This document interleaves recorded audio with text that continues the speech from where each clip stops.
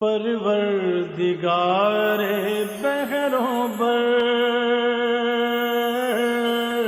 پروردگار بحروں بر۔ اعوذ باللہ من الشیطان الرجیم، بسم اللہ الرحمن الرحیم۔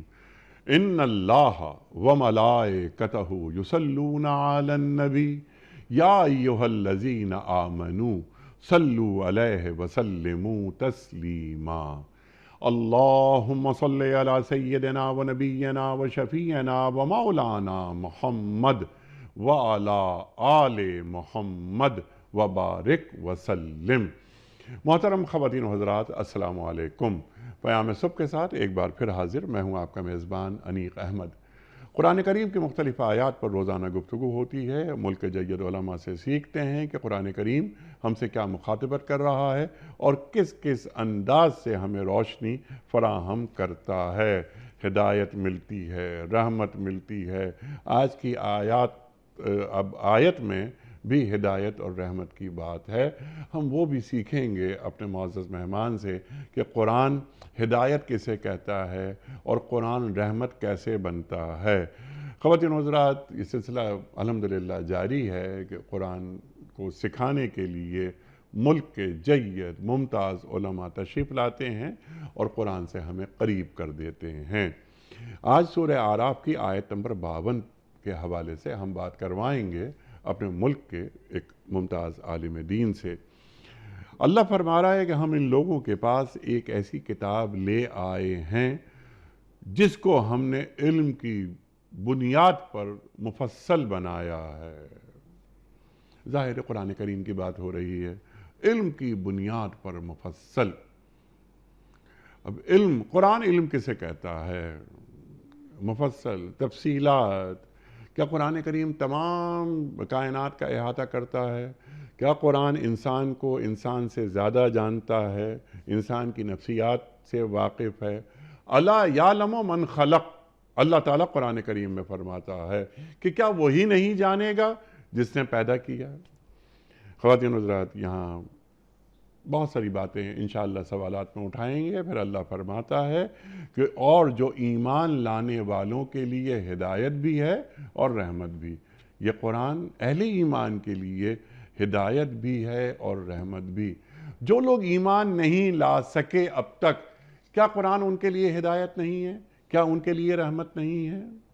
ہدی للمتقین کی بات قرآن کریم کرتا ہے تو ہدی للناس کی بات بھی قرآن فرماتا ہے۔ شہر رمضان الذی انزل فیہ القرآن ہدی للناس۔ سوالات بہت سارے انشاءاللہ سیکھیں گے محترم مفتی احمد عفنان صاحب سے۔ خواتین و حضرات، مفتی احمد عفنان صاحب ہمارے ملک کا ایک ممتاز، مقبول اور محبوب نام۔ پاکستان میں پڑھا، پاکستان کے باہر پڑھا، صاحب نگاہ عہد کا لمس آپ کی گفتگو میں۔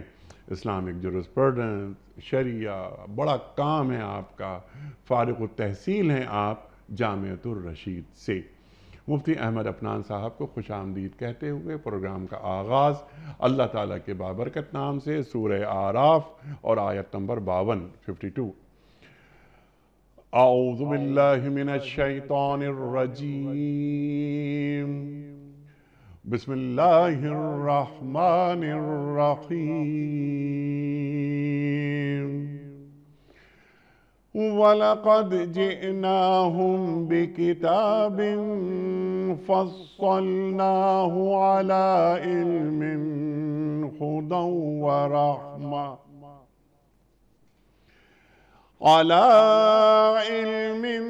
هُدًى وَرَحْمَةً لِقَوْمٍ يُؤْمِنُونَ۔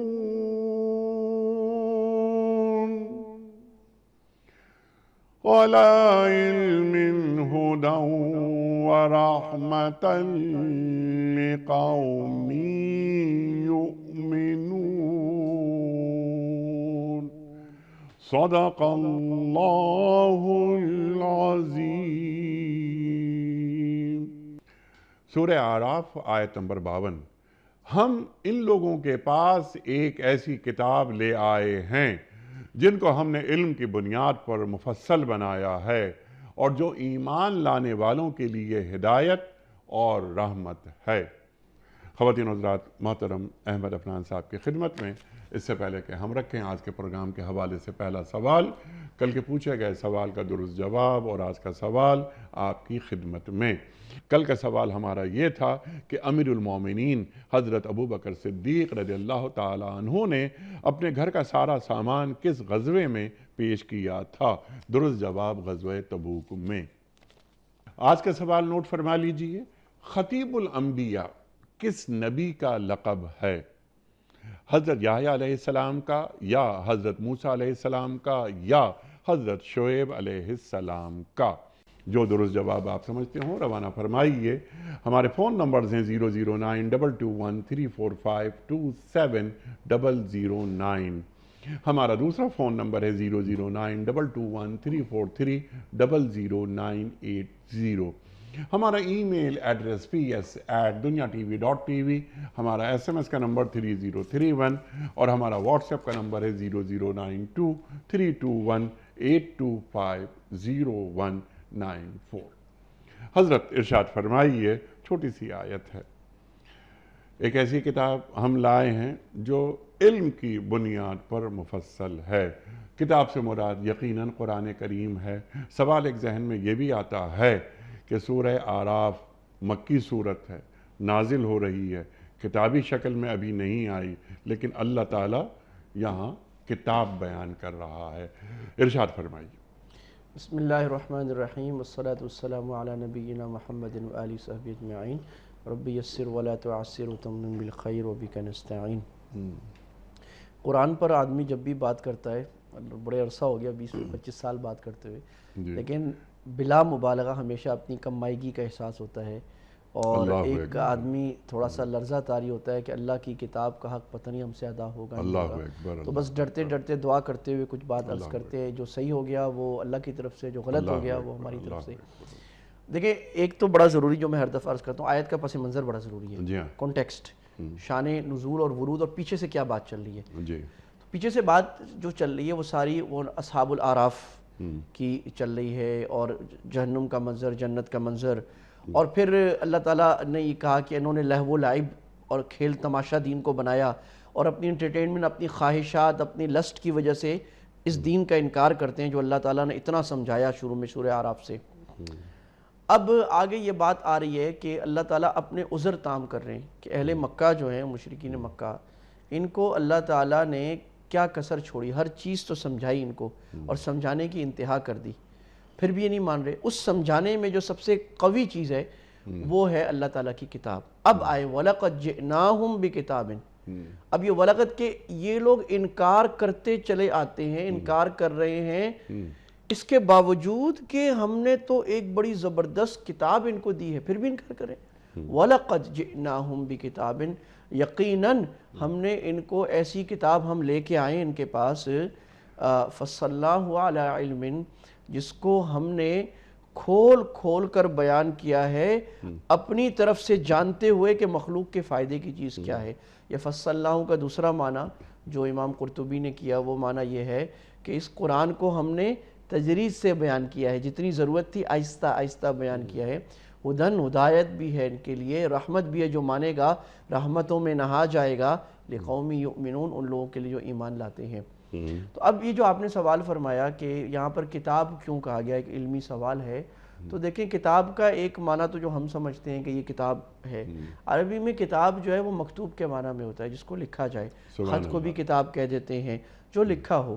دوسری بات یہ ہوتی ہے کہ یہ اللہ کے علم کے حساب سے کہا ہے، جس کو ہم عربی میں کہتے ہیں ما یعول، کہ بھی اللہ کا تو پتہ ہے کہ قرآن جیسے کہا فصلناہ، تھوڑا تھوڑا کر کے نازل ہو رہا ہے، اللہ کے علم میں ہے کہ یہ قرآن نے کتاب ہی بننا ہے، سبحان اللہ۔ تو اس لیے اس لحاظ سے اس کو کہ eventually this is a book now, this will be a book, تو اس وقت بھی یہ کہا جا رہا ہے بھی کتاب ہے۔ تیسری بات یہ ہے کہ یہ صرف قرآن، اور یہ بڑی اہم بات ہے کہ میں نے جیسے عرض کیا قرآن کا کانٹیکسٹ تو میں نے عرض کر دیا، شان نزول، بعض لوگ شان نزول میں پھنس جاتے ہیں قرآن کو، اور یہ مفسرین کا اصول ہے، اصول تفسیر کا، آیت کو شان نزول میں بند کرنا درست نہیں ہے، آئی تو ایک خاص کانٹیکس میں لیکن ساری امت کے لیے. تو قرآن کے زیادہ مخاطب اس وقت کے لوگ نہیں جو تھے، قرآن کے زیادہ مخاطب وہ ہیں جو قرآن پورا ہونے کے بعد قیامت تک آئیں گے. ان کے لیے تو بہرحال کتاب ہی رہے گی.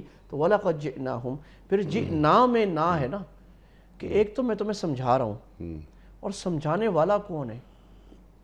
رب العالمین. فصلنا، ایک تو تفصیل سے بیان کیا جا رہا ہے قرآن، تمہاری زندگی گزارنے کا ڈھنگ، زندگی گزارنے کا طریقہ، تمہاری ہدایت، تمہاری کامیابی، تمہاری کامرانی. جئتکم بکرامت الدنیا والآخرہ، ابو سفیان سے اللہ کے نبی کہہ رہے ہیں دنیا آخرت کی کامیابیاں. اور یہ بیان کرنے والا کون ہے؟ رب العالمین.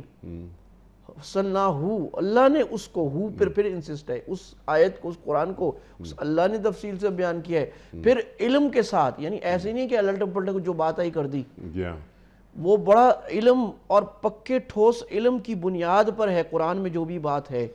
تو ایک میرا اور آپ کا ٹھوس علم ہے، ایک کسی پی ایچ ڈی کا دنیا کے بڑے آدمی کا علم ہے، ایک اللہ فرما رہے وہ میرا ٹھوس علم، جس کو اللہ اپنا ٹھوس علم فرما رہے ہیں. اور اس علم سے مراد یہاں پر یہ بھی مفسرین لکھا کہ اللہ نے علی علم، اللہ نے قرآن میں اسی چیز کو بیان کیا جو تمہارے کام کی تھی، کہ اللہ کو پتہ ہے کہ تمہارے فائدے کی کیا چیز ہے، اللہ نے وہ بیان کیا.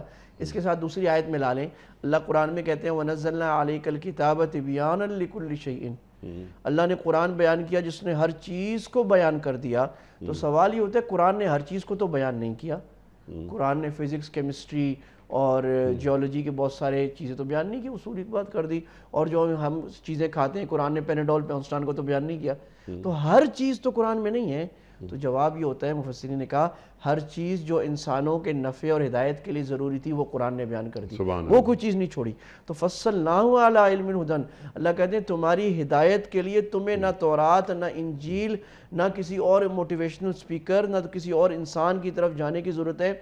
انسان کی اول آخر، چاہے وہ انسان رسول اللہ کے زمانے کا ہو، چاہے ہمارے زمانے کا، چاہے ملینیل ہو، چاہے جنریشن ایکس ہو، چاہے لڑکا ہو لڑکی، اس کی ہدایت کا پورا سامان اس قرآن میں سما گیا ہے، کسی اور کی ضرورت نہیں ہے اس کو. اور اللہ نے کھول کر بیان بھی کر دیا ہے. اچھا، فصلناہ میں یہ بات بھی ہے، ایک تو ہے نا کہ ایک میں نے آپ کو ایک بڑی کام کی میڈیکل کی بک دے دی، یعنی صاحب یہ اگر آپ پڑھ لیں گے نا آپ کے پیٹ کے مسئلے صحیح ہو جائیں گے.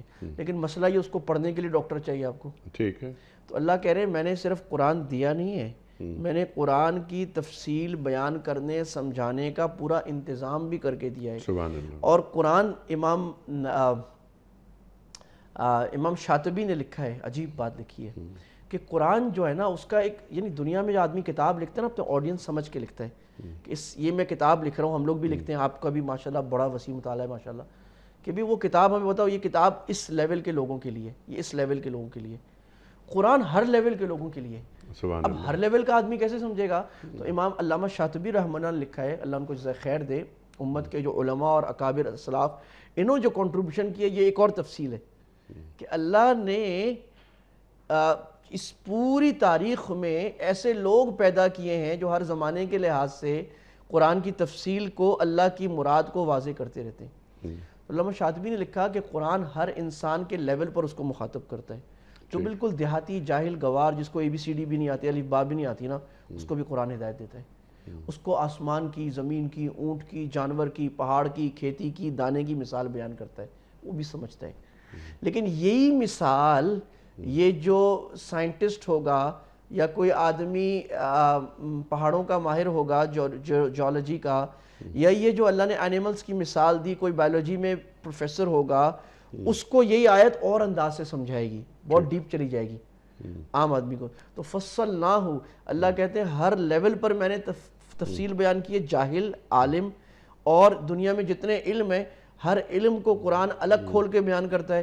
چنانچہ قرآن تاریخ کو الگ بیان کرتا ہے، الف لام میم غلبت الروم. اللہ تعالیٰ انبیاء کی تاریخ کو بیان کرتا ہے دنیا کے ہسٹورینز کے لیے، ہسٹوگرافینز کے لیے.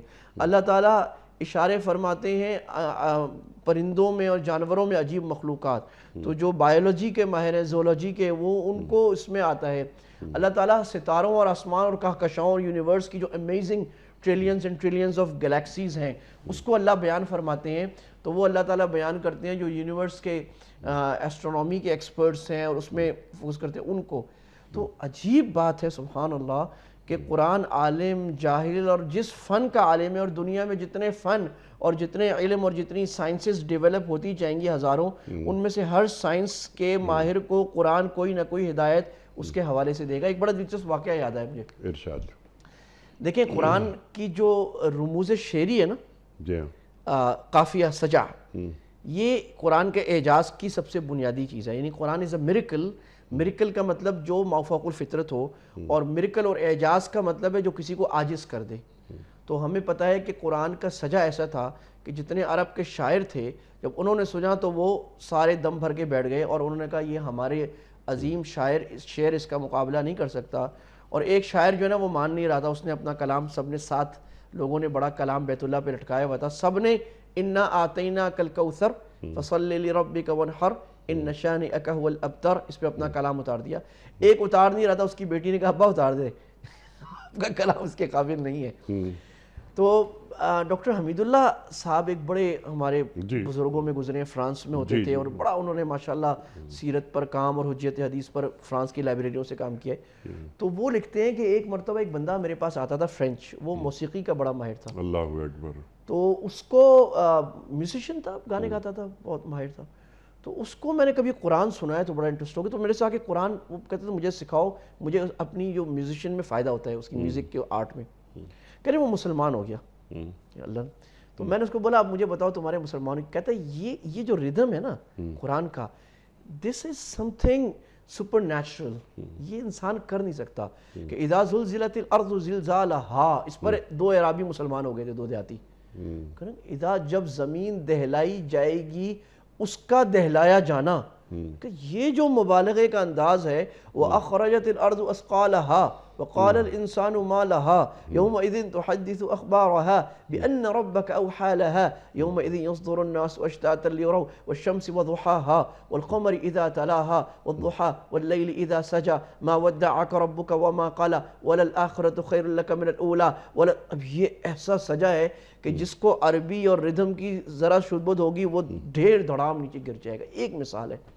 تو قرآن ہر علم، اولم یرو ان السماء سقفا محفوظا، اللہ کہتے ہیں آسمان کو نہیں دیکھا کہ کیسے ہم نے ایک پروٹیکٹڈ روف بنائی ہے۔ آج ماہرین کو پتہ لگا کہ اللہ نے 7 لیئرز بنائے ہیں آسمان کے اوپر، جو ہمیں ہر لیئر ڈیفرنٹ چیز سے ہمیں پروٹیکٹ کر رہی ہے۔ کوئی کولڈ سے پروٹیکٹ کر رہی ہے، کوئی سورج کی مضر جو گرمی ہے اس سے پروٹیکٹ کر رہی ہے، اور مفید گرمی کو اندر آنے دے رہی ہے، مضر کو دور کر رہی ہے، کوئی اوزون سے، کوئی ڈیفرنٹ چیزیں سے۔ اللہ نے اس وقت فرما دیا اولم یرو ان السماء سقفا محفوظا۔ اب دنیا اس پہ ریسرچ کرتی چلی جائے، کرتی جائے، یہ آیت اپنی جگہ کھڑی رہے گی۔ اب سقفا محفوظا، آسمان ایک پروٹیکٹڈ روف ہے، اس کے نئے پرت ہزاروں نکلتے چلے جائیں گے، لیکن آیت اپنی، وہ آیت کو کوئی ہلا نہیں سکے گا۔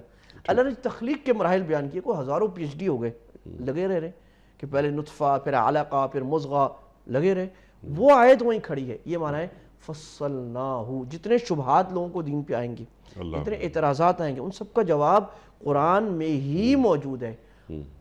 ایلوبریٹ کون کرے گا؟ یہ اللہ کا ایک اور معجزہ ہے کہ اس دین کو علماء ایسے ملے، اسکالرز ایسے ملے، مفسرین ایسے ملے، محدثین ایسے ملے، مزکین ایسے ملے، مربی ایسے ملے، گرامر کے ماہر ایسے ملے، رجال کے ماہر ایسے ملے، جو کسی امت کو کوئی میچ ہی نہیں کر سکتا، نہ یہودی نہ عیسائی۔ ان کے پاس عشر و عشیر بھی اتنے علماء، اتنے اسکالرز نہیں ہیں جتنے اللہ کے نبی صلی اللہ علیہ وسلم کی امت کو اور مختلف ڈائیورسٹیز والے ملے ہیں اور بھرے چلے جا رہے ہیں۔ یہ ہے فصلناہ، اللہ نے اس قرآن کو تفصیل اس طرح بیان کر دیا کہ کوئی کمی کسر رہی نہیں کہیں۔ سبحان اللہ، سبحان اللہ، سبحان اللہ، سبحان اللہ۔ اور فیہا کتب قیمہ، اللہ تعالیٰ نے بیان فرما دیا۔ تمام کتابیں، دیگر آسمانی کتابیں، وہ جز ہیں اور یہ کل ہے۔ اچھا، یہاں سوالات کچھ اٹھتے ہیں تو میں چاہتا ہوں کہ وہ سوالات پہلے سامنے کے رکھیں، پھر ہدایت اور رحمت پر آئیں۔ سوالات ذہن میں اٹھتے ہیں، آپ تو مغرب میں رہتے ہیں اور رہے ہیں مغرب میں بہت۔ ایک بات جو آپ کی گفتگو کے ذیل میں ذہن میں آتی ہے وہ یہ کہ عقل انسانی بہت ترقی کر گئی، اب ہمیں کسی بھی آسمانی مدد کی ضرورت نہیں، کوئی الہامی جو علم ہے اس کی ہمیں ضرورت نہیں ہے مغرب میں خاص طور پہ، بلکہ یہ کہ سوسائٹی کو بے خدا بنایا جائے پارلیمنٹ بیٹھ کے جو کچھ طے کر لے گی وہی سب کچھ ہوگا. بے خدا سوسائٹیز میں سیکولرزم آ گیا, لبرلز آ گئے, تو ان کا جواب دینے کے لیے, اور یہ اللہ تعالیٰ معاف فرمائے کہ اس طرح کے سوالات ہمارے ملک میں بھی ہمارے بچیاں اور ہمارے بچے اٹھانے لگے ہیں تعلیمی اداروں میں. وَلَقَدْ يَسَّرْنَا الْقُرْآنَ لِلذِّكْرِ فَهَلْ مِن مُدَّكِرٍ. ہم قرآن کریم کو بہت آسان کر دیا گیا ہے. جب ہمارے لوگ اور غیر مسلم قرآن کریم کو دیکھ رہے ہیں تو کیا ان سے کہاں غلطی ہو رہی ہے؟ وہ عقل انسانی کو وحی خداوندی پر کیسے فوقیت دے سکتے ہیں؟ اچھا، جیسے میں نے عرض کیا کہ یہ بڑا اہم نقطہ آپ نے اہم ترین نقطہ اٹھایا ہے جو آج کا سب سے بڑا مسئلہ اس وقت بنا ہوا ہے.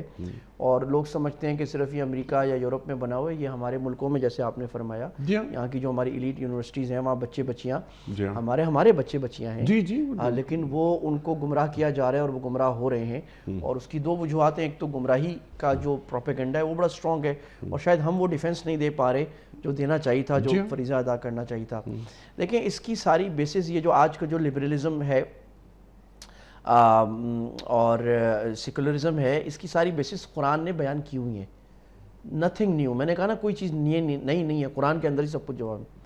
اللہ نے فرمایا تھا ارأیت من اتخذ الہہ ہواہ, اے میرے حبیب کیا آپ نے اس آدمی کو دیکھا جس نے اپنی خواہش کو اپنا خدا بنایا ہے. Now what is God? God is something کہ یعنی چلے آپ مسلمانوں سے ہٹ جائیں نا, دنیا گاڈ کس کو کہتی ہے؟ ہم تو گاڈ کی لفظ استعمال, ہم تو اللہ کہتے ہیں, کیونکہ گاڈ کی گاڈس ہو سکتی ہے اور گاڈ کا گاڈز ہو سکتے ہیں. ہم تو اللہ کا تو نہ پلورل ہے نہ مذکر مؤنث ہے, اللہ ہے.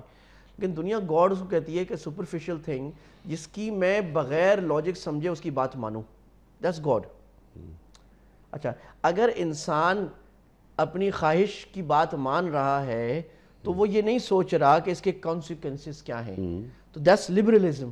کہ لبرلزم کہہ رہا ہے کہ میں اپنی خواہش کو مانوں گا, وہ خواہش مجھے جہاں بھی لے جائے. who are you to stop؟ اچھا, اب اس کو سمجھ میں آ رہی ہے کہ یہ خواہش مجھے کہاں لے جا رہی ہے. یہ خواہش مجھے اس طرح لے جا رہی ہے کہ ہمارے معاشرے میں فیملی سسٹم برباد ہو چکا ہے. ہمارے معاشرے میں انزائٹی اور ڈپریشن 8x 10x 20x بڑھ چکا ہے, 20 گنا ہر سال 10-20 گنا بڑھا جا رہا ہے. ان کو سمجھ آ رہی ہے کہ اگر ہم اس طرح چلے تو کہ ہم نے کہا تھا میری پرسنل لائف میں, بچے کون ہوتے ہیں؟ بچے تو میری پرائیویٹ لائف میں دخل اندازی کرتے ہیں. مجھے تو خواہش کہ کبھی ایک عورت, کبھی دوسری عورت, کبھی چوتھی عورت. تو اس سے دنیا میں بچے اتنا کم ہونے شروع ہو گئے کہ ابھی Japan, Korea, even Scandinavian nations اب وہ پریشان ہو رہی ہیں. جاپان نے کتنے بلین, کوریا اور جاپان نے لگا لیے ڈالرز کہ لوگ بچے پیدا کریں, وہ نہیں کر رہے. وائی؟ کیونکہ آپ نے ان کو کہا تھا کہ نفس تمہارا خدا ہے, تمہاری خواہش خدا ہے, جیسے چاہو جیو.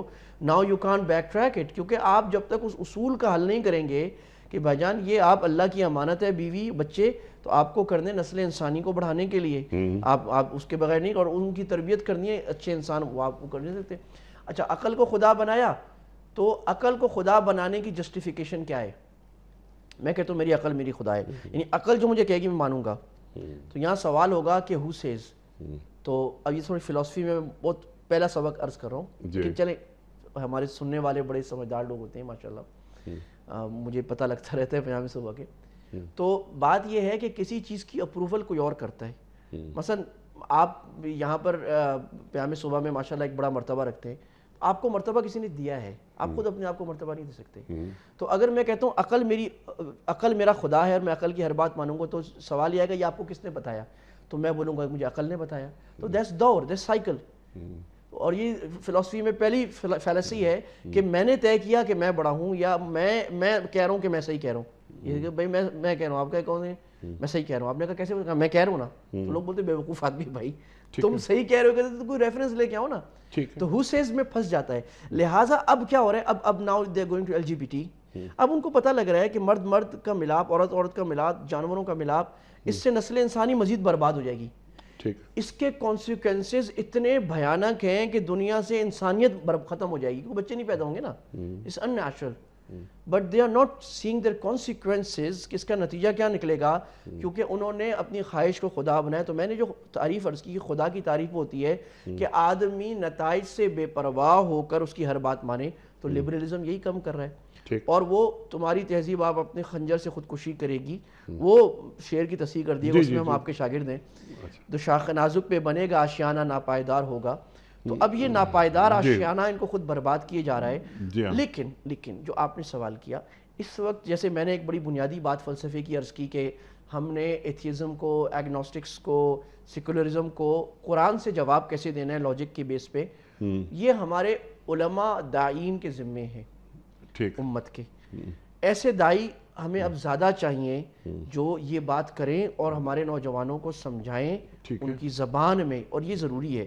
دیکھیں اگر میں گاڑی اردو میں بات سمجھا رہا ہوں نا، یا گاڑی عربی میں، وہ عربی میں لکھا ہوا ہے میرے پاس لیکن وہ کسی کو سمجھ نہیں آنے کا، کوئی فائدہ نہیں. تو یہاں پر قرآن کی وہ آیت ہمیں مخاطب فرماتی ہے وَمَا أَرْسَلْنَا مِن رَسُولٍ إِلَّا بِلِسَانِ قَوْمِهِ.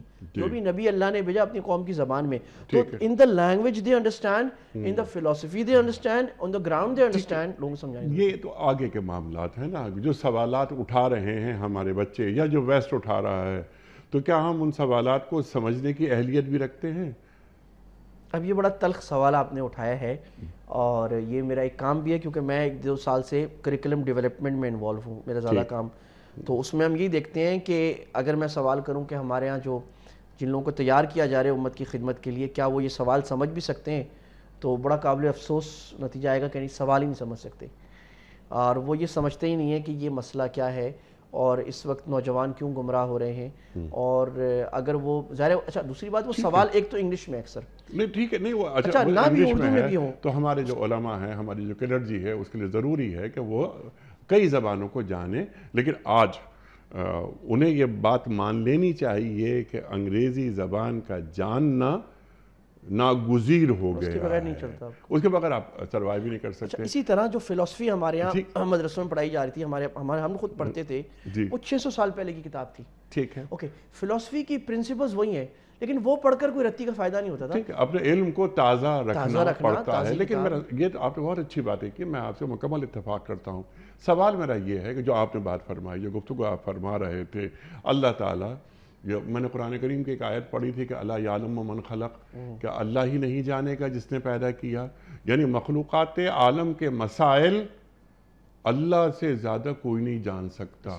لیکن اس کے سامنے جو کاؤنٹر کیا جا رہا ہے، سوال یہ آ رہا ہے کہ میری عقل بہت اوپر چلی گئی ہے، اپنا اچھا اپنا برا، خیر شر، حق باطل، وہ میں سمجھ رہا ہوں مجھے کسی آسمانی مدد کی ضرورت نہیں ہے. اس کو کاؤنٹر کیسے کیا جائے؟ لیکن اس کو ایک تو میں نے عرض کر دیا کہ جو میں نے لاجیکلی عرض کیا کہ لاجک ہی خود آپ کو کاؤنٹر کر دے گی کہ عقل خدا نے. دوسری بات میں بڑی واضح عرض کروں، دیکھیں بات یہ ہے کہ اچھا کیا دنیا میں جو ہم 100 سال میں دیکھ لیں جن لوگوں نے لاجیکل فلسفیز دی ہیں، ان کی فلسفیز 1-2 ڈیکیڈ میں کاؤنٹر نہیں ہو گئی ہیں. ٹھیک ہے، کسی کی چل ہی نہیں رہا. اس کا مطلب یہ ہے کہ جو لاجیکل آرگیومنٹ ہے پیور لاجک کے بیس پہ، کبھی آسمانی وحی کے بغیر، دیٹس ڈوم ٹو فیل، کیونکہ جتنے لوگوں نے دیے فیل ہو گئی. دوسری بات، انسان ہے نا، تو انسان کی جتنی سینسز ہیں کیا وہ انلیمیٹڈ ہیں؟ کیا میرا دیکھنا انلیمیٹڈ ہے؟ ٹھیک ہے، کیا میرا سننا انلیمیٹڈ ہے؟ کیا نہیں ہے؟ تو عقل انلیمیٹڈ کیسے ہو گئی؟ میں پورا کا پورا عاجز ہوں اللہ کے آگے بری طرح، تو یہ میری عقل انلیمیٹڈ کیسی ہو گئی؟ میں عقل سے تو بہت چیزیں نہیں سمجھ سکتا. اس لیے ہمارا دعویٰ اور قرآن کا دعویٰ اور اسلام کا دعویٰ یہ ہے کہ ہم یہ نہیں کہتے کہ بے عقلی، عقل استعمال کرنا ضروری ہے، لیکن عقل وحی انسانی کے وحی الہی کے بغیر عقل گمراہ ہے. اور جب عقل کام کرتی ہے وحی کے نیچے، اور جتنے مسلمان فلسفرز تھے، بڑے بڑے فلسفی کے نام، رازی، غزالی وغیرہ، ان لوگوں نے کام یہ کیا تھا کہ فلسفی کو وحی کے نیچے لے آئے تھے، اور اس میں اس کی فیلسیز ختم کر کے اب یہ فلسفیز کو بیان کرنے کی آج رجال العصر ہمیں چاہیے جو لوگوں کو اس طرح سمجھائیں. سبحان اللہ، سبحان اللہ. اور آپ یہ سمجھتے ہیں کہ اس وقت پورے عالم اسلام میں ایسے افراد کی تعداد نہ ہونے کے برابر بہت کم ہے. ٹھیک ہے نا؟ جی. تو دین پیش کرنا، اور دین کی پیش کرنے والے کی زبان میں، خیالات میں عہد کا لمس شامل ہونا کہ ہمارا دین پرانا کبھی نہیں ہوتا، ہر عہد کے عقلی معیارات کے ساتھ چلتا ہے. تو اس پر بھی فوکس کرنے کی ضرورت ہے، خاص طور پہ ہمارے وہ لوگ جو ہماری مذہبی قیادتیں ہیں، جو دین کو پیش کر رہے ہیں. اچھا، پوری دنیا کا یہی حال. افسوسناک بات، آپ انگلینڈ میں آپ کا وقت گزرتا ہے، مسیحیت، کرسچینٹی کو ماننے والوں کی تعداد وہ کم ہوتی جا رہی ہے. جو ریسرچ آ رہی ہے، بہت برے نتائج ہیں، بہت بری فگرز ہیں. تو یعنی اہل کتاب جو کسی طرح ایک تعلق رکھتے ہیں اللہ سے، ان کی تعداد میں کمی آ گئی ہے. اللہ اکبر. تو ایک باخدا دنیا ہے اور ایک بے خدا دنیا، دونوں کا مقابلہ ہو رہا ہے. اللہ اکبر. اچھا، اب کیونکہ آپ نے بالتفصیل بیان فرما دیا کہ قرآن کریم کس طرح تفصیلات بیان کر دیتا ہے، اور انسان کی نفسیات کو اللہ سے زیادہ کوئی نہیں سمجھ سکتا. قرآن کریم میں اللہ تعالیٰ نے انسان کی تمام ضرورتوں کا خیال رکھتے ہوئے حل پیش کر دیے، عطا کر دیے. اب یہاں اللہ تعالیٰ فرماتا ہے، ایمان والوں سے مخاطبت ہو رہی ہے. یہ تمام چیزیں جو قرآن میں بیان ہو رہی ہیں، یہ ایمان والوں کے لیے ہدایت بھی ہیں اور رحمت بھی. میں نے انٹرو میں ایک سوال یہ رکھا تھا کہ محض اہل ایمان کے لیے قرآن تو ہدی للناس ہے نا. شہر رمضان الذی انزل فیہ القرآن ہدی للناس. تو یہاں اہل ایمان محدود کیا گیا ہے. یہ فرما دیجئے گا، قرآن ہدایت کب بنتا ہے، قرآن رحمت کب بنتا ہے؟ وَنُنَزِّلُ مِنَ الْقُرْآنِ مَا هُوَ شِفَاءٌ وَرَحْمَةٌ لِّلْمُؤْمِنِينَ. وہاں رحمت اور شفا اللہ بیان فرما رہا ہے. ارشاد. بڑا ریلیونٹ سوال آپ نے اٹھایا جو ایسے موقع پہ مفسرین ذکر فرماتے ہیں، اور یہ سوال سب سے پہلے پیش آتا ہے قرآن کی سورہ بقرہ کی دوسری آیت پہ، ہدی للمتقین، کہ وہاں یہ سوال آتا ہے کہ اللہ فرماتے ہیں ذالک الکتاب لا ریب فیہ، یہ کتاب ایسی ہے جس میں شک کی کوئی گنجائش نہیں ہے، اور یہ ہدایت ہے متقین کے لیے. تو وہاں ہم سوال یہ اٹھایا جاتا ہے کہ بھئی جو متقی ہے اس کو تو پہلی ہدایت مل گئی، اس کو اور ہدایت کیا لینی ہے؟ تو ہدایت تو ہونی چاہیے غیر متقی کے لیے. تو اس کا جواب یہ ہے کہ اللہ تعالیٰ بات کرتے ہیں ما یعول کے حساب سے آگے کی، کہ اس کا مطلب ہے ہدایت متقین، جو متقی بننا چاہتا ہے اس کے لیے ہدایت ہے. اس کا ترجمہ مفسرین یہاں کرتے ہیں ای منیبین، انابت، یعنی جس کے اندر میں آسان زبان میں عرض کروں. اب یہاں یہ جو ہماری آیت چل رہی ہے لقوم یؤمنون، ہدایت ہے ایمان والوں کے لیے. تو ایمان والا تو پہلے ہدایت پہ آ گیا، اس کے لیے ہدایت مزید کیا ہے؟ جواب یہ جو ایمان والا بننا چاہتا ہے، یعنی جس انسان کے اندر یہ جستجو ہے کہ میں حق کو تلاش کر لوں، مجھے حق عیسائی سے ملے، یہودی سے ملے، ہندو سے ملے، مسلمان سے، بس اس جستجو میں لگا ہے. نمبر 2، وہ کسی تعصب کا شکار نہیں ہے. نمبر 3، تکبر کا شکار نہیں ہے. اس کو کوئی انانیت نہیں ہے کہ میں کسی کی بھی، کوئی بھی آدمی وہ حق بات کرے میں مان لوں، مان لے گا. اور اخلاص سے لگا ہے، اخلاص اس کے اندر جستجو ہے کہ بھئی میں نے زندگی کا مقصد پہچاننا ہے، صحیح مذہب پہچاننا ہے، اس کو قرآن ہدایت دے گا. اللہ. احتراز کس سے ہے پھر؟ کس کو ہدایت نہیں ملے گی؟ تو جس میں یہ شرائط نہیں ہے، جو ضدی ہے، جیسے یہودی تھے کہ سارا کچھ سمجھ آنے کے باوجود یعرفونہ کما یعرفون ابناءہم. اللہ کہتے ہیں یہ اللہ نبی صلی اللہ علیہ وسلم کو یہودی ایسے پہچانتے تھے جیسے میں کوئی اپنے بچوں کو پہچانتا ہے. کسی کے 5-6 بچے ہوں تو وہ ایک ایک بچے کا نام، اس کی صفات، اس کی عادتیں پہچانتا ہے. ایسے تفصیل سے تورات میں لکھا گیا تھا اور یہ پہچانتے تھے، پھر بھی نہیں مانا. ضد، اناد، بغیم بینہم. لوگ مذہبی تعصب، قومی تعصب، فرقہ واریت کے تعصب سے حق نہیں مانتے. میرے ایک زمانہ گزرا ہے 20-1 سال پہلے، میں مناظرے بڑے سنتا تھا جو ہمارے آپس میں فرقے والوں کے ہوتے ہیں نا، اللہ تعالیٰ ہمارا یہ ختم کرے بس یہ لڑائی. تو میں دیکھتا تھا کہ وہ اگلا مناظر جو ہے دیوبندی، بریلوی، اہل حدیث جو بھی ہے، تو آپس میں مناظر ہوتے تھے، وہ بڑی صحیح بات کرتا تھا. اس کو بھی پتا، ان کی کتاب میں بھی وہ بات لکھی ہوتی تھی. یہ مانتے نہیں تھے کیونکہ مان لیں گے تو مناظرہ ہار جائیں گے، مناظرہ ہار جائیں گے تو ان کے لوگ زندہ باد کی بجائے مرد آباد کے نعرے لگائیں گے. تو بس اپنی انانیت کی وجہ سے ماننی نہیں ہے بات. تو یہ وہ انیب، یہ قرآن نے جگہ جگہ مضمون بیان کیا ہے. پہلی صفت جو ہدایت کی پہلی سیڑھی ہے وہ ہے وَأَنِيبُوا إِلَىٰ رَبِّكُمْ وَأَسْلِمُوا لَهُ. انابت آئے گی پھر اسلام آئے گا، کہ بھائی اناد ختم ہو جائے کہ بھی مجھے جو حق بات کہے گا چاہے میرا مخالف ہے، اگر کہے گا صحیح دلیل بیان کرے گا میں اس کی بات مان لوں گا۔ اللہ کے نبی صلی اللہ علیہ وسلم نے فرمایا کہ جاہلی زمانے میں لوگ یہ کہا کرتے تھے کہ انصر اخاک ظالما او مظلوما، اپنے بھائی کی مدد کرو ظالم ہے یا مظلوم ہے۔ اللہ کے نبی نے فرمایا کہ میں بھی یہی کہتا ہوں انصر اخاک ظالما او مظلوما، اپنے بھائی کی مدد کرو ظالم ہے یا مظلوم ہے۔ تو صحابہ نے کہا وہ کیسے؟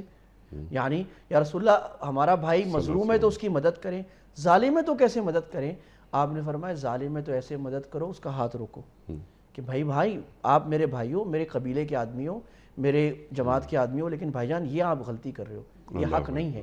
یہ لِقَوْمٍ يُؤْمِنُونَ ہدل، قرآن اس کو ہدایت دے گا جو ضدی نہیں ہے، تعصب نہیں ہے، اخلاص ہے اور جس میں تکبر نہیں ہے۔ اگر یہ صفات ہوں تو بڑے سے بڑے آدمی کو قرآن ہدایت نہیں دے گا۔ قرآن کہے گا میں آپ کا مخاطب ہوں نہیں، پہلے یہ صفات پیدا کرو۔ یہ صفات پیدا کرنے میں بھی قرآن مدد کرے گا۔ کسی میں تکبر ہے تو اس کا تکبر کا ازالہ کرے گا، تعصب ہے اس کا ازالہ کرے گا، مثالیں بیان کرے گا، دیکھو تعصب والے کیسے ہلاک ہو گئے، برباد ہو گئے، دیکھو تکبر والے فرعون کا کیا حشر ہو گیا، ناک بھی کٹ گئی، دفن ہو گیا، آج تک عبرت بنا ہوئے، تم یہ نہ کرو، دیکھو ابلیس نے تکبر کیا کیسا راندہ درگاہ ہو گیا، ان کی بھی قرآن مدد کرے گا۔ تو قرآن ایک بہترین انسان بنائے گا، یعنی اس دل کو قابل بنائے گا ہدایت کے لیے، اس دل کے خوبصورت شیشے کو صاف کر کے شیشہ بنائے گا، اور پھر جب وہ قابل ہو جائے گا تو اس میں ہدایت کی پیاری شراب قرآن ڈالے گا۔ تو یہ اللہ فرما رہے ہیں کہ ہدی ورحمۃ لقوم یؤمنون، اور وہ جب ہدایت آ جائے گی تو پھر رحمت سراسر بن جائے گا، پھر وہ رحمت دنیا کی بھی ہے، وہ رحمت دین کی بھی ہے، اور وہ رحمت دنیا کی بھی ہے اور رحمت آخرت کی بھی ہے۔ کہ وہ رحمت کا مطلب ہے کہ وہ سراپا رحمت میں ڈھانپا ہوگا، کہ مصائب میں بھی خوش ہو رہا ہوگا، مزے میں ہوگا، خاندانی زندگی بھی خوبصورت ہوگی، اس کو مال میں بھی قناعت مل رہی ہوگی، ایک خوبصورت زندگی جو ہے نا عیشتاً زبردست قسم کی زندگی گزارنے کا، اور جنت میں بھی بڑے بڑے استقبال ہوں گے۔ تو یہ ہے ہدن ورحمتن لقوم یؤمنون۔ سبحان اللہ سبحان اللہ۔ یہاں پر اہل ایمان اس رحمت کے، اس ہدایت کے زیادہ مستحق ہو جاتے ہیں، قرآن کریم سے جڑ جاتے ہیں۔ اچھا یہاں پر ایک اور نکتہ میں چاہتا ہوں ذرا آپ سے ہم سیکھ لیں کہ کیا ہدایت مسلسل طلب کرنے والی چیز نہیں ہے؟ اہدنا الصراط المستقیم ہر نماز میں ہم دعا مانگتے ہیں۔ سرکار دو عالم صلی اللہ علیہ وآلہ وسلم نے اپنی حیات مبارکہ کی جو آخری نماز ادا فرمائی، اس میں بھی سورہ فاتحہ پڑھی اور اہدنا الصراط المستقیم، اور ہم سب جانتے ہیں کہ سورہ فاتحہ کے بغیر کوئی نماز ہو ہی نہیں سکتی، یہ اللہ کے رسول فرماتے ہیں صلی اللہ علیہ وآلہ وسلم۔ تو ہدایت اگر مجھے مل گئی، اور ہدایت وہی جو اللہ کی طرف سے آئے، اِنَّا هُدَى اللَّهِ هُوَ الْهُدَى، اللہ نے قرآن کریم میں بیان فرما دیا۔ میں چاہتا ہوں کہ یہ ہدایت پالوں، ہدایت اللہ تعالیٰ نے سینہ کھول دیا اور ہدایت پہنچا دی۔ اس ہدایت کو مل جانے کے بعد کیا میں اطمینان سے بیٹھ جاؤں، یا اس میں بھی ایک درجات ہیں، میں کسی اعلیٰ درجے پر فائز ہونا چاہتا ہوں؟ اس کا طریقہ کیا ہوتا ہے؟ دین اس کے بارے میں کیا تعلیم کرتا ہے؟ بڑا خوبصورت سوال کیا آپ نے، بڑا ہی خوبصورت سوال، اللہ آپ کو جزائے خیر عطا فرمائے۔ دیکھیں دو باتیں ہیں یہاں، ایک ہے ہدایت کوالٹیٹیو، ایک ہے ہدایت کوانٹیٹیو۔ پہلے تو کوانٹیٹیو ہے، یعنی جسٹ بینگ ہدایہ، تو وہ اس کا درجہ یہ ہے کہ پہلے انابت آتی ہے انسان کے اندر، اس کے بعد انسان کو ہدایت ملتی ہے، اس کے بعد اب یعنی ہدایت کا مطلب مسلمان ہو گیا تو ہدایت مل گئی، کوئی گمراہانہ نظریات نہیں ہے، ختم نبوت پر پورا عقیدہ ہے، صحابہ پر ایمان ہے، قرآن کو صحیح سمجھتا ہے، پورا ایمان ہے، حدیث کو مانتا ہے، یہ تو کوانٹیٹیو ہدایت پوری ہو گئی۔ اس ہدایت کو بھی پریزرو کرنے کی بڑی اہمیت قرآن نے بیان کی۔ ربنا لا تزغ قلوبنا بعد اذ ہدیتنا وہب لنا، اللہ جی ہدایت ملنے کے بعد میرا دل کہیں پھیر نہ دیجئے آپ، ایسا نہ ہو کہ مسلمان ہونے کے بعد کافر ہو جاؤں میں، بہت سے لوگ ہو گئے۔ تو اللہ یہ نہ، یہ کوانٹیٹیو ہدایت جو ایمان ہے نا، جو پہلی سیڑھی اور پہلی چابی ہے جنت میں داخل ہونے کے لیے، یہ اللہ مجھے مل جائے، جو اللہ کے نبی صلی اللہ علیہ وسلم فرما رہے ہیں کہ من قال لا الہ الا اللہ تصدیقا بقلبی دخل الجنہ۔ ابو ہریرہ سب کو خوشخبری سنا دو، بس جس نے لا الہ کہا جنت میں داخل ہو جائے گا۔ یہ پہلا درجہ ایمان کا کوانٹیٹیو۔ یہ ایسے کہ جیسے میں بزنس مین بن گیا، میں نے آج 1 لاکھ روپے سے بزنس شروع کر دیا، میں بزنس مین تو بن گیا۔ اب اس کے ہزاروں درجات ہیں. ایک 1 لاکھ والا بزنس مین ہے, ایک 10 لاکھ والا ہے, کروڑوں والا ہے, ارب والا ہے, اربوں والا ہے. اب جس طرح دنیا میں دوڑ لگتی ہے اس سے کئی گنا زیادہ دوڑ اس ہدایت کے درجات میں ترقی کی ہے. تو ایک ہدایت انبیاء کی ہے, پھر صحابہ کی, پھر اولیاء میں مرتبے. تو یہ آتا ہے آگے استقامت. ہدایت کا دوسرا درجہ ہوتا ہے استقامت. ان الذین قالوا ربنا اللہ ثم استقاموا. ربنا اللہ پہ مل گئی ہدایت, جنہوں نے کہہ دیا اللہ ہمارا ہے. آگے دوسرا درجہ کیا ہے؟ ثم استقاموا, پھر اس پہ ڈٹ گئے. اب ڈٹ جانا کہ وہ ہدایت اتنی سولڈ ہو جائے, جس طرح وہ کہیں سیمنٹ لگاتے ہیں نا تو ترائی کرتے ہیں کافی دن, ترائی کرنے کے بعد سولڈ ہو جاتا ہے, نہ لگائے نا تو کچا ہو جاتا ہے. تو اس کی اتنی ترائی کرنا کہ وہ اب کوئی مجھے یقین ہو جائے اس ایمان سے مجھے کوئی ہٹا نہیں سکتا, استقامت ہو جائے پکا. اور اس کے بعد درجہ آتا ہے قلب مطمئنہ کا, کہ پھر ناممکن ہو جاتا ہے کہ کوئی اس کو اس ہدایت سے ہٹائے. اور یہ بڑے خاص لوگوں کو ملتا ہے.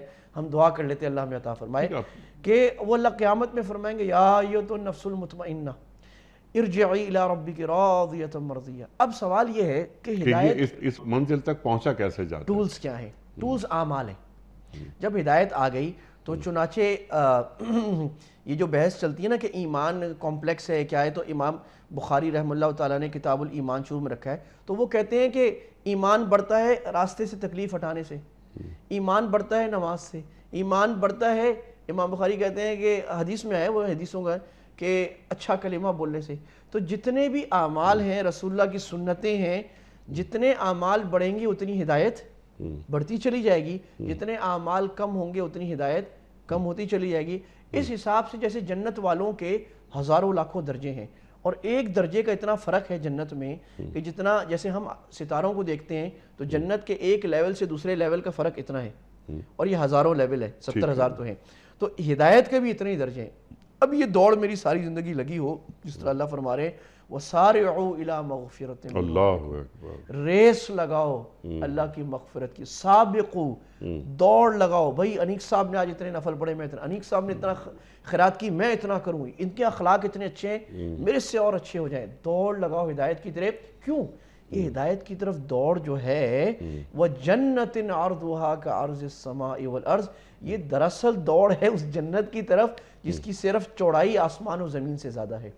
سبحان اللہ سبحان اللہ. فاستبقوا الخیرات, نیکیوں میں مقابلہ کرو. اللہ اکبر. اچھا ہدایت بالکل آپ نے واضح کر دی, کھول دیا. وقت بھی ختم ہو رہا ہے پروگرام کا ہمارے, ذرا رحمت پر بات کیجئے. اور کیا ایسا ممکن ہے کہ میں ہدایت یافتہ ہوں اور میں رحمت کی علامت نہیں بن پا رہا انسانیت کے لیے؟ بڑا آپ نے بڑا سوال کیا اللہ. بات یہ ہے کہ یہ بڑا ٹھیک سوال آپ نے کہا کہ اگر وَمَا أَرْسَلْنَاكَ إِلَّا رَحْمَةً لِّلْعَالَمِينَ, ایک انسان ہدایت میں پر ہو, امتی کس کا ہوں, ہدایت پر ہو اور وہ لوگوں کو دھتکار رہا ہو, جی ہاں, اور وہ لوگوں سے بد اخلاقی کر رہا ہو, جی, اور امتی بھی ہوں اور سرکار دو عالم صلی اللہ علیہ وسلم کا, اور وہ یہ سمجھ رہا ہو کہ میں اپنی نماز روزہ اور کرتے کے ساتھ ٹوپی کے ساتھ میں بڑا ہدایت یافتہ ہوں, تو یہ بڑا ناقص خیالی ہوگی. کیونکہ وہ ہدایت ہی اصل میں وہ ہے جب رحمت کے اعلیٰ درجہ, یعنی ہدایت والے کو رحمت میں بڑھنا چاہیے. ایک علامت ہو سکتی ہے کہ کوئی ہدایت میں کتنا بڑا ہوا ہے, وہ ہدایت میں اتنا بڑا ہوگا جتنا رحمت میں بڑا ہوگا, کیونکہ وہ جس نبی کے پیچھے چل رہا ہے, جیسے آپ نے فرمایا وہ رحمت للعالمین ہے, تو میں بھی میرے یہ سارے عالم پر رحمت کی میرے اندر صفت جتنی بڑھے گی اتنی میری ہدایت بڑی ہوگی. اور عالم میں مسلمان بھی داخل ہیں, غیر مسلم بھی, جانور بھی داخل ہیں, پلانٹس بھی داخل ہیں, یہ زمین بھی داخل ہے, یہ انوائرمنٹ بھی جس کو ہم پولوٹ کر کے برباد کر رہے ہیں یہ بھی داخل ہے, کہ اس کا ہم خیال کریں, اللہ کی نعمتوں قدرتوں کا. یہ سارا اس رحمت کے مظاہر میں. ایک دیہاتی آیا اور وہ اللہ کے نبی بچے کو پیار کر رہے تھے, تو آپ نے صلی اللہ علیہ وسلم, اس نے کہا رسول اللہ بچوں کو پیار کر رہے ہیں, ہم تو نہیں کرتے. ہمارے وہ دیہاتی عادتیں ہوتی ہیں نا سخت, ہمارے یہاں بھی بعض دیہات. تو آپ نے فرمایا میں کیا کروں اگر اللہ نے تیرے دل سے رحمت نکال دی ہے. رحمت کا مظہر ہے کہ یعنی ایمان ہدایت کے بعد دل میں نرمی بڑھنی شروع ہو جانی چاہیے, آنکھوں کی بہنا بڑھنا شروع ہو جانا چاہیے, مسکراہٹ میں اضافہ ہو جانا چاہیے, معاف کرنے میں اضافہ ہو جانا چاہیے. رحمت کا مظہر ہے. یہ جتنا ہوگا تو اللہ کی رحمت زیادہ, یعنی it's totally proportional with Allah's رحمت.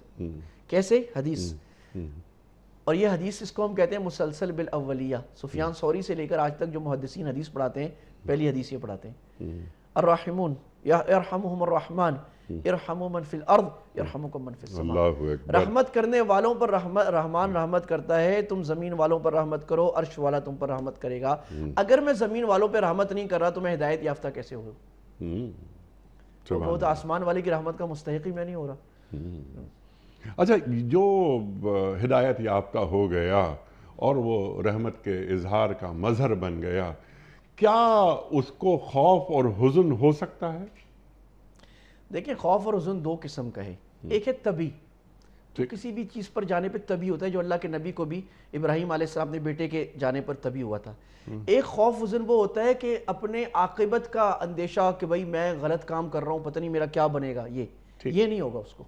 الا ان اولیاء اللہ لا خوف علیہم ولا هم یحزنون۔ وہ اپنے گولز، اپنے ہدف کے بارے میں بالکل 100% یقینی ہوگا کہ جس عمل پر میں چل رہا ہوں اس کا ہدف اور اس کا نتیجہ جنت ہے، انشاءاللہ اللہ کی رحمت ہے۔ سبحان اللہ، سبحان اللہ۔ جتنا بڑھے گا اطمینان دل کا بڑھتا چلا جائے گا، اور یہ اطمینان قلب جو ہے ہدایت کا آخری درجہ ہے۔ جیسے میں نے عرض کیا تھا نا، ہدایت کا چوتھا درجہ جو ہے نفس مطمئنہ، نفس مطمئنہ، بلکہ آپ نے تو وہ آیت بھی تلاوت فرمائی، سورہ فجر کی آخری آیت، یا ایھا النفس المطمئنہ ارجعی الی ربک راضیۃ مرضیہ فادخلی فی عبادی وادخلی تو وہ جنتی۔ اطمینان کس پر ہے؟ تو وہ اطمینان اپنی ہدایت پر ہونے پر۔ نفس امارہ کو نفس لوامہ کی طرف لے جانا ہے، اور نفس لوامہ کو نفس مطمئنہ میں۔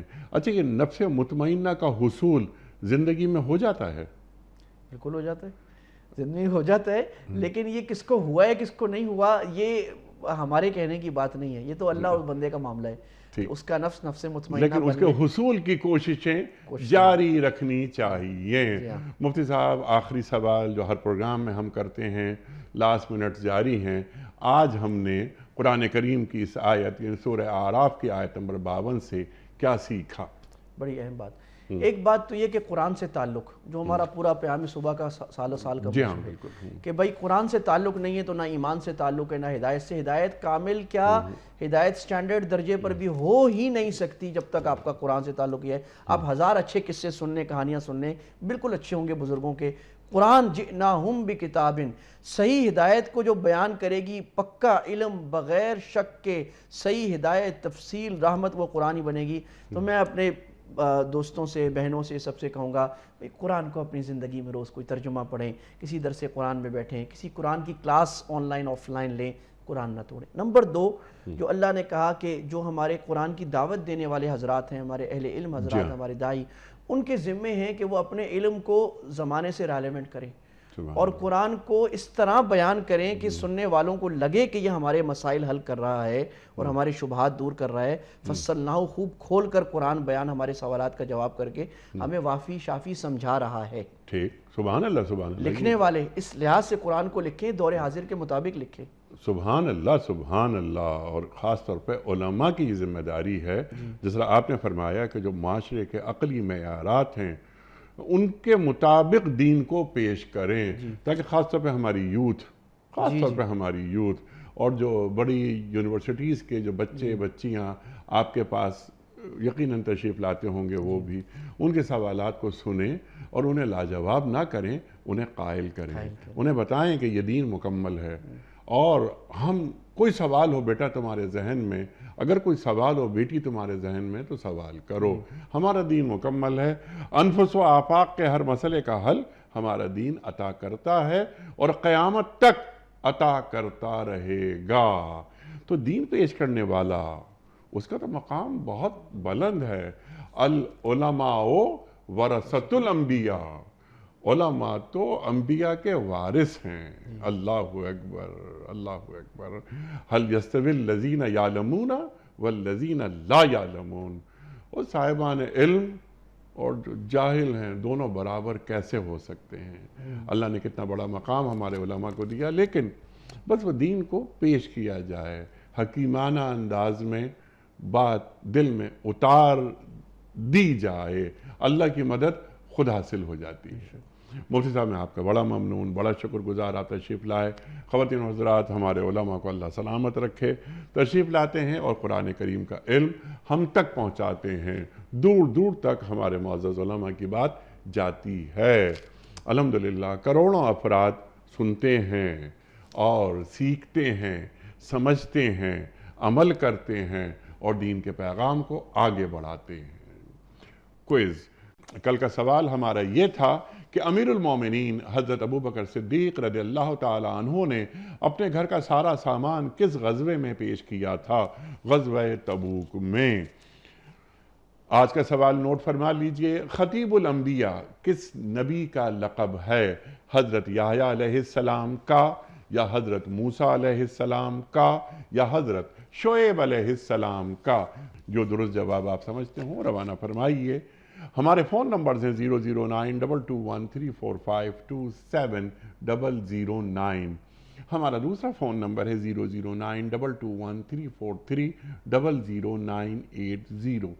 ہمارا ای میل ایڈریس ps@dunyatv.tv، ہمارا SMS کا نمبر 3031، اور ہمارا واٹس ایپ کا نمبر ہے 009232182509194۔ مفتی صاحب ایک پرچی نکال کر اعلان فرما دیجئے۔ آپ نے پرچی نکال لی اور آج کے ونر ہیں راؤ وقاص ندیم صاحب، احمد پور لمہ۔ اچھا، راؤ وقاص ندیم صاحب، شہر کون سا؟ احمد پور لمہ، احمد ساتھ کا بعد۔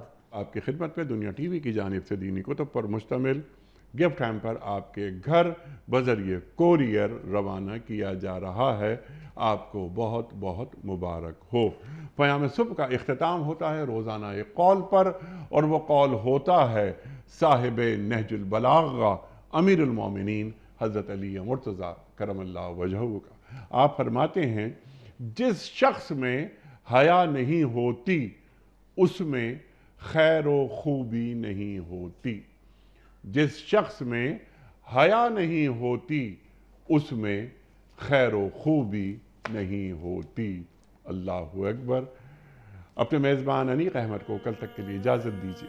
خدا حافظ۔ پروردگار بحروں پر